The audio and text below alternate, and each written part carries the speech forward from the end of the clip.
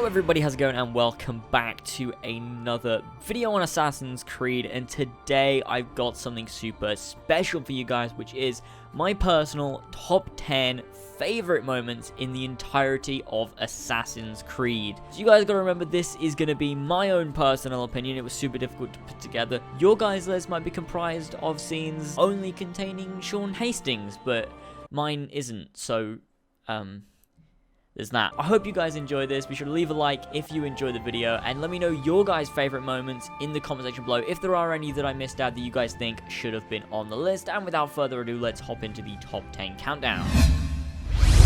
So, at number 10, we have got Connor Kenway killing Charles Lee. I think this scene was extremely powerful. The game overall wasn't great in my opinion, however, this scene was a great scene. I just love the fact that Charles Lee is just kind of like, well, I've lost, so good on you, Connor, and just gives him the victory, rather than being an arsehole about it. And that I respect that, because it makes you see both sides as, you know, people, as equals, and it's a scene that I really like.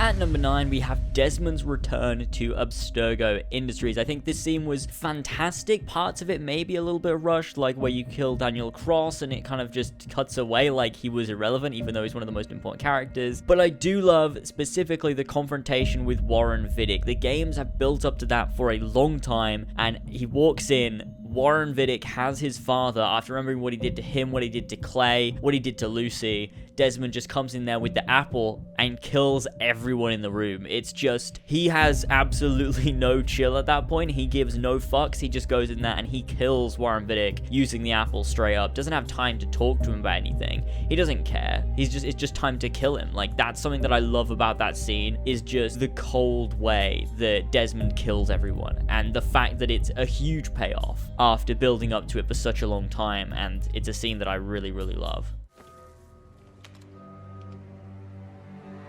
Dad? Not so fast, Mr. Miles. In case you hadn't noticed, I'm the one calling the shots.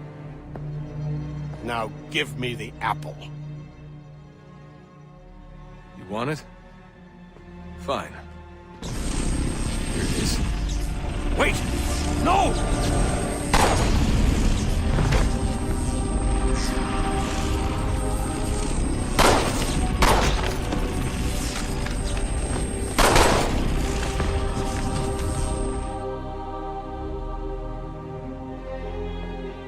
You never should have come here. You put everything on the line. For what? So you could rescue your father? Yeah.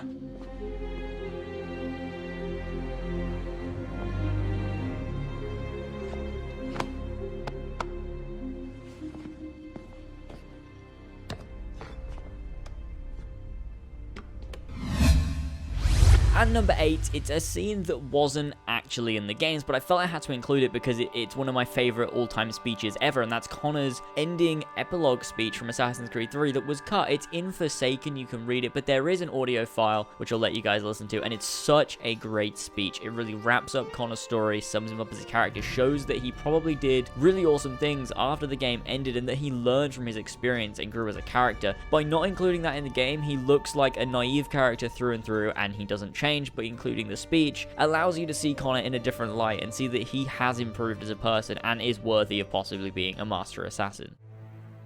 Mother, Father, I am sorry. I have failed you both. I made a promise to protect our people. I thought if I could stop the Templars, if I could keep the revolution free from their influence, that those I supported would do what was right. They did, I suppose, do what was right for them. As for you, Father, I thought I might unite us, that we would forget the past and forge a better future. In time, I believed you could be made to see the world as I did, to understand, but it was just a dream. This too I should have known. Were we not meant to live in peace then? Is that it? Are we born to argue? To fight? So many voices, each demanding something else. It has been hard at times, but never harder than today. To see all I worked for, perverted, discarded, forgotten. You would say I have described the whole of history, Father. Are you smiling then?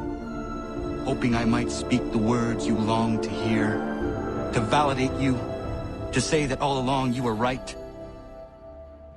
I will not.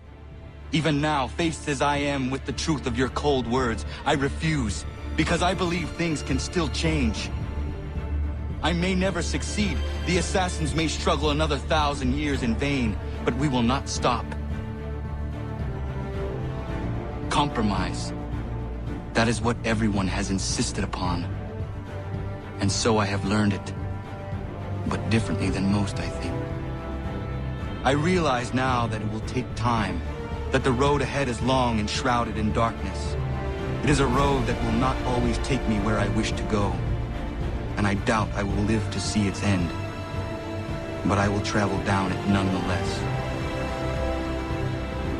For at my side walks hope. In the face of all that insists I turn back, I carry on. This is my compromise.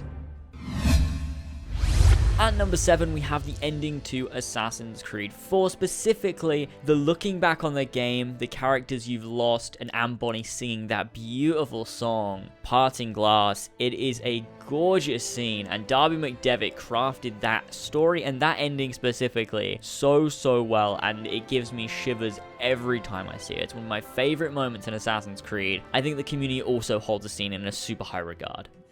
You're a good man, Edward. And if you learn to keep settled in one place for more than a week, you'll make a fine father too.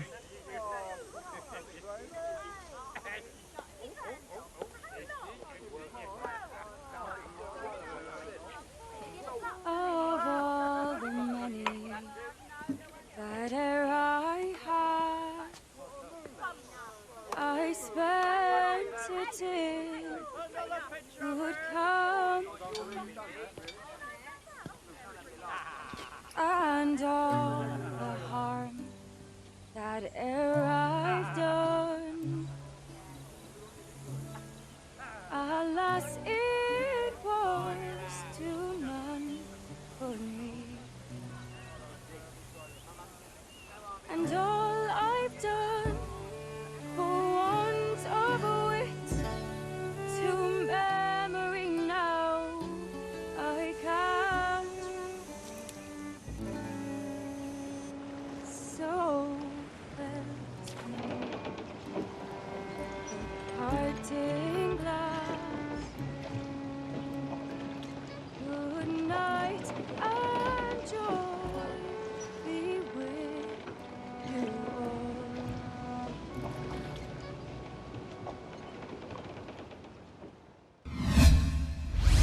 number 6, we have the Assassin's Creed 2 Bonfire of the Vanities speech. This scene, I remember seeing this for the first time and being like, oh fuck, Ezio is an intelligent dude. Like, he is saying some really good stuff there. It just sort of shows Ezio's development. It's him reflecting on the past 22 years of his life. He's not a kid anymore. He's grown up. He understands what the assassins are, what they're for, and he's not just a kid out for revenge anymore. And I think that's awesome that he's trying to guide people and forge a better world out of the things that he's learned from his experiences, and that's something that the speech really explains and shows about Ezio. Silenzio! Silenzio! 22 years ago, I stood where I stand now, and watched my loved ones die, betrayed by those I had called friends. Vengeance clouded my mind. It would have consumed me, were it not for the wisdom of a few strangers who taught me to look past my instincts. They never preached answers, but guided me to learn from myself. We don't need anyone to tell us what to do. Not Savonarola, not the Medici. We are free to follow our own path. There are those who will take that freedom from us.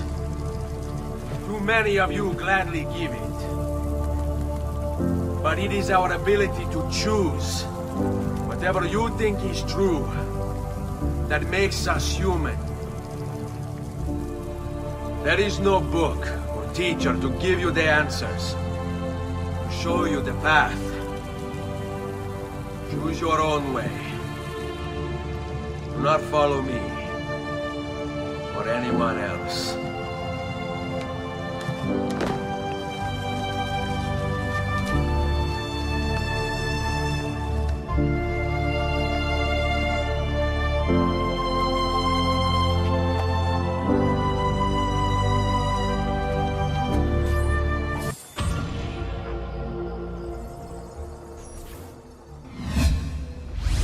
At number 5 had to be on the list, the Assassin's Creed Embers ending. Specifically the speech that Ezio gives in his letter to Sophia. It's an absolutely beautiful moment. You're lying if you didn't cry, because it's absolutely beautiful. And again, Darby McDevitt wrote that fantastically, perfectly. It's so well done, and it's just beautiful. The entire reflection on his life, everything he's learned, and just the ending. You know, he's found love. He loves Sophia. He loves his family. And he did have a happy life in the end. And he met so many friends throughout his, you know, journey as an assassin. And at the end of it, he came out happy. And that's something that really shows. And it's always, as much as happy endings are cliche, Ezio's happy ending isn't. And it's a huge, huge payoff. Get some rest, huh?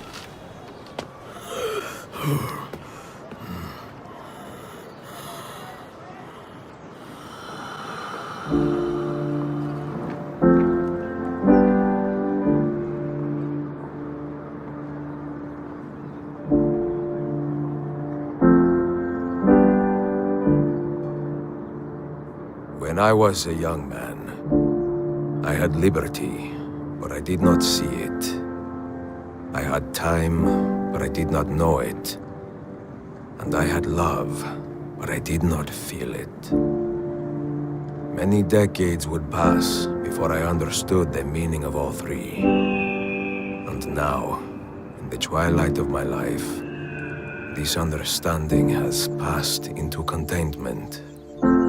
Love, liberty, and time, once so disposable, are the fuels that drive me forward. And love, most especially, mio caro. For you, our children, our brothers and sisters, and for the vast and wonderful world that gave us life and keeps us guessing. Endless affection, mia Sofia. Forever yours, Ezio Auditore.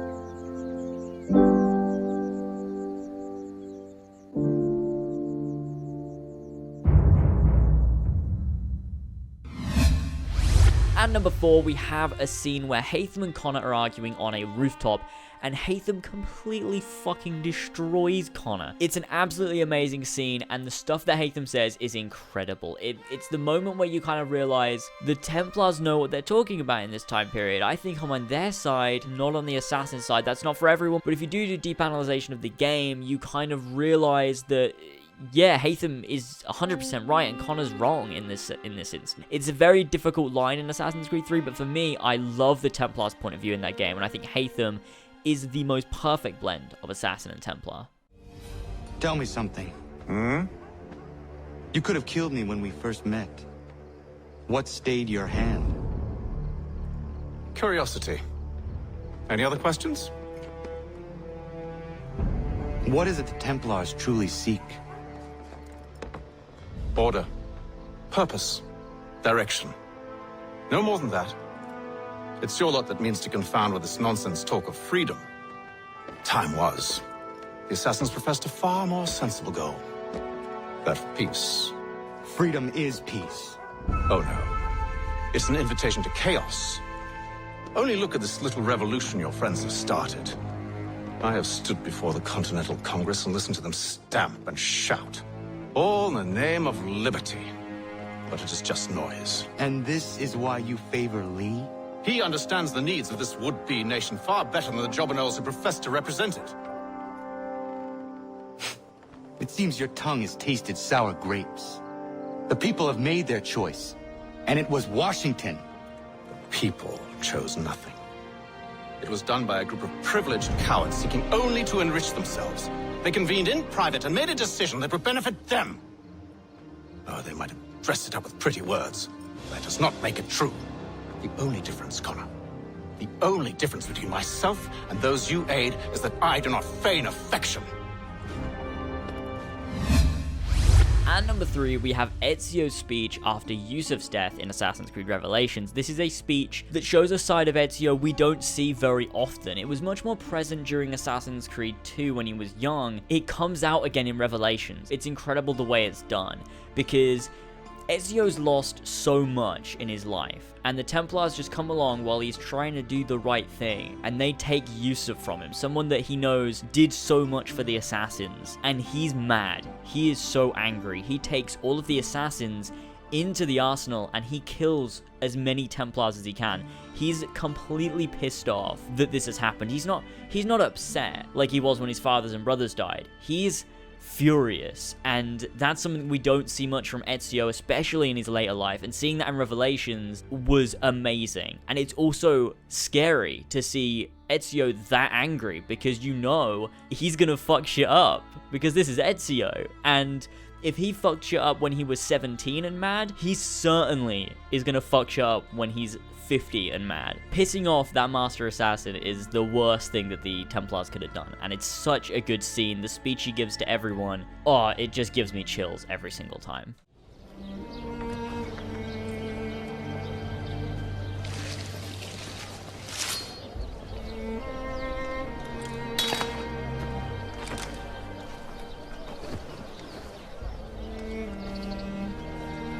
You have earned your rest, brother. Requiescat in pace.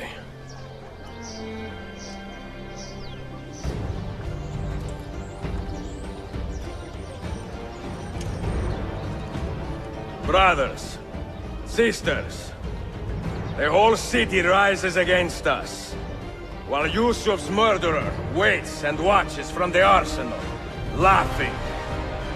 Fight with me, and show him what it means to cross the assassins.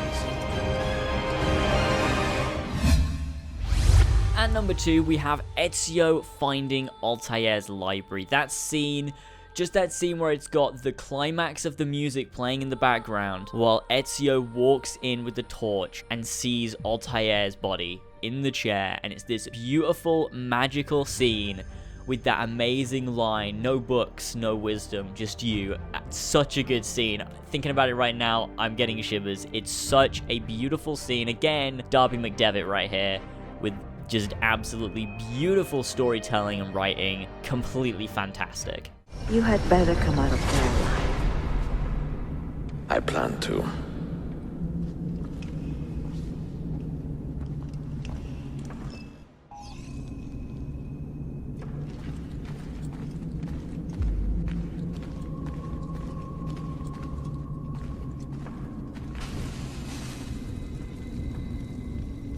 No books. No wisdom. Just you, fratello mio.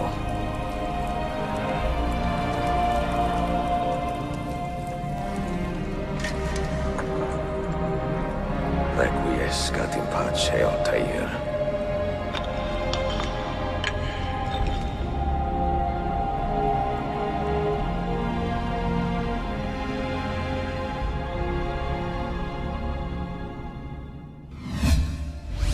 Now, picking a number 1 was super difficult, and I kind of had to think, well, which scene means the most to me in Assassin's Creed? Which scene, when I watch it, does it take me back to that moment? And that has got to be the introduction to Assassin's Creed 2. Now, I don't mean the entire introduction, although I adore the entire intro with Ezio on the bridge. The Desmonds of everything is beautiful, but the moment when you, as Ezio, are on the roof of that church with Federico is the best moment in Assassin's Creed. It comes up with the logo, it introduces the game, and every time I watch that scene, it takes me back to 2009, back to playing that for the first time, and just thinking to myself, fuck, this game is gonna be special. I cannot wait to get into this. I feel it every time I see that scene, every single time. I get that same nostalgic feeling of playing it for the very first time, and I don't think there's many other games that do that out there, and Assassin's Creed manages to do it with that scene in AC2, and I think it always will. It's one of the most beautiful scenes, and I absolutely adore it. It is a good life we lead, brother. At best, may it never change. And may it never change us.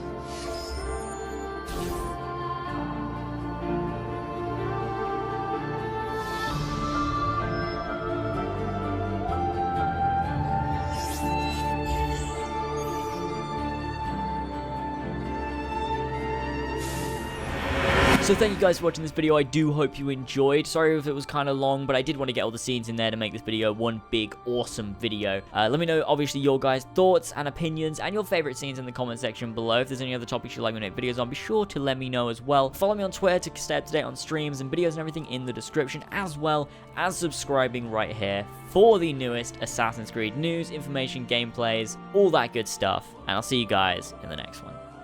Bye! Wolves kept tumbling down, raining fire from above. Great crowds charge over the hills, but the city's had enough. But if we turn and fight, does it almost feel like we will never fall? And if we unite, we can take this fight straight to the castle wall.